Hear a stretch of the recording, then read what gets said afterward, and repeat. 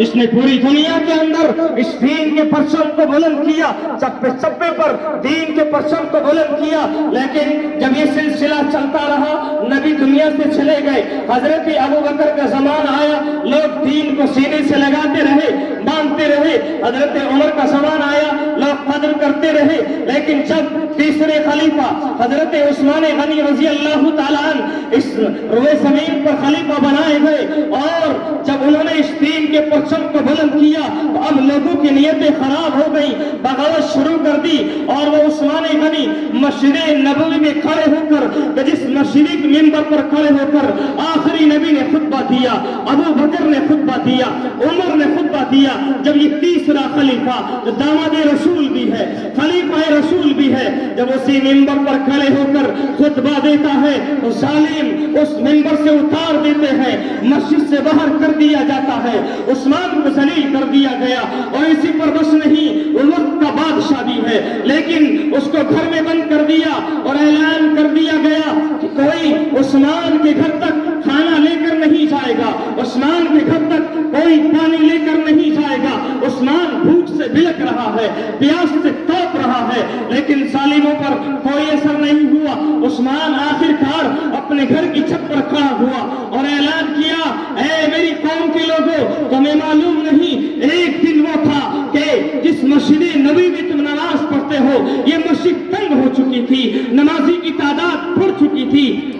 تو میرے نبی نے اعلان کیا ہے کوئی جو اس نبی زمین کی خریداری کے لیے، اس مسجد کی توسیع کے لیے زمین کی خریداری کرے، تو وہ عثمان تھا، اس نے پہلے نمبر پر کھڑے ہو کر مسجد کے لیے زمین خرید کر دی اور مسجد کو بڑا کرایا۔ آج اسی عثمان کو اس مسجد میں نماز پڑھنے سے روک دیا گیا۔ اے لوگوں، تمہیں معلوم نہیں مدینے میں صرف ایک کنواں تھا جو یہودی کے قبضے میں تھا، تم پانی پینے سے ترستے تھے، میرے نبی نے اعلان کیا ہے کوئی تو اس کنویں کو خرید کر مسلمانوں کے لیے پانی کا نظم کرے، تو وہ عثمان تھا جس نے تمہارے لیے کنواں خرید کر پانی کا نظم کیا تھا، آج اسی عثمان سے پانی روک دیا گیا۔ ارے تمہیں معلوم نہیں جب سرزمین مدینہ قحط سے بلک رہی تھی، لوگ بھوک سے تڑپ رہے تھے، کھانے کو نہیں مل رہا تھا، تو نبی نے اعلان کیا تو یہی عثمان تھا جس نے ہزاروں اونٹوں پر گلے لاد کر تمہارے کھانے کا نظم کیا تھا،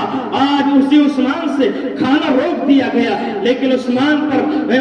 کی تقریر کا باغیوں پر کوئی اثر نہیں ہوا، بلاخر عثمان ایک دن نہیں، 2 دن نہیں، 40 دن بھوکا رہنے کے بعد آخر کار دشمن اس کے گھر میں گھسے اور اس کو شہید کر دیا گیا۔ میرے عزیزو، جب عثمان کو شہید کر دیا لوگوں نے دین کی قدر نہیں کی، تو اللہ نے وہ دین حضرت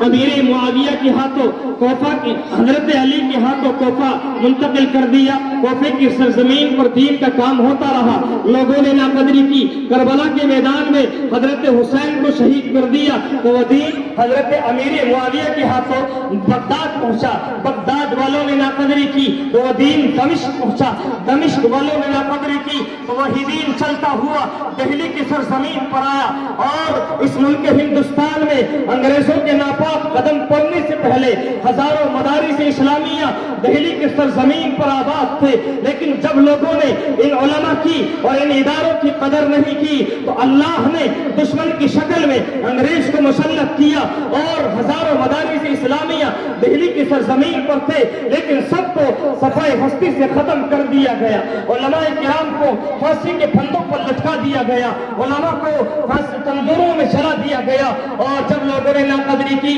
تو وہی دین پھر وہاں سے منتقل ہوا اور دیوبند کی سرزمین پر پہنچا، دارالعلوم دیوبند کا قیام عمل میں آیا، اور اللہ کا شکر ہے وہی دارالعلوم اور اس کے اطراف جتنے مدارس اسلامیہ آباد ہیں وہ اسی دیوبند کا فیض ہے کہ آج چپے چپے پر مدارس کا جال پھیلا ہوا ہے۔ اگر آج ہم نے اس مدارس کی قدر نہیں کی، علم دین کی قدر نہیں کی، علماء کی قدر نہیں کی، تو میرے عزیزو ہو سکتا ہے کہ یہ مدارس ہم سے چھن جائے اور یہ دین ہم سے چھن جائے گا۔ اس لیے ہمیں ان مدارس کی اور ان علماء کی قدر کرنی چاہیے۔ میں تمام اہلیان بستی سے درخواست کروں گا کہ جو ابھی تک جلسگاہ میں تشریف نہیں لائے ہیں، علماء کرام تشریف لا چکے ہیں، اس لیے آپ حضرات یہ عہد کر کے جائیں انشاءاللہ جو باتیں یہاں سنی جائیں گی ان پر عمل بھی کریں گے اور انشاءاللہ اپنے اندر تبدیلیاں لانے کی کوشش کریں گے نا انشاءاللہ دل جمی کے ساتھ اور دیر تک اس پروگرام کو کامیاب بنانا ہے،